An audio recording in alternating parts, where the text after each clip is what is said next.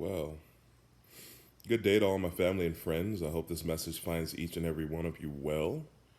A few days ago, I met with my students and held a short study with them that I wanted to bring to you today as a means of hope and inspiration for the day.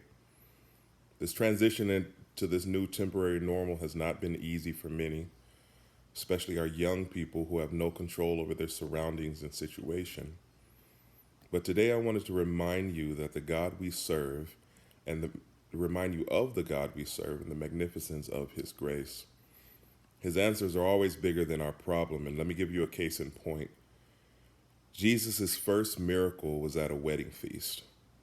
John chapter 2, 1 through 11 tells a well-known story of Jesus turning the water into wine.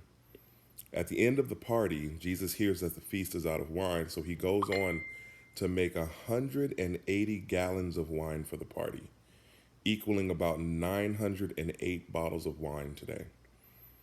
Now, I don't know how many were at the party, but 908 bottles of wine seems a bit like overkill to me. But the point is that the blessing that Jesus gave far outweighed the problem that they were facing of the embarrassment of running out of wine. Over in Mark chapter 6, verses 30 through 44, Jesus goes to feed the 5,000 plus people that have been following him and listening to him and being ministered to. He feeds them with the 5 loaves of bread and 2 fish from a young man in attendance. The Bible is specific to say they all ate until they were satisfied, and still there were 12 baskets left over. What was the problem? The problem is that people were hungry. And besides the spiritual food, he fed them physical food, and not just popcorn and pretzels that, to tide them over like we'd be on an airplane. No, he let them eat until they were satisfied and had enough food left over to send them home with to-go plates. His blessings were way bigger than the problem.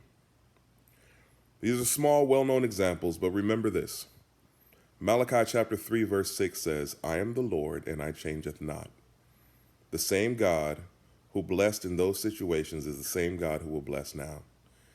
Give your problems to him. Do whatever he asks, just like the servants were told in the wedding feast by Jesus' mother.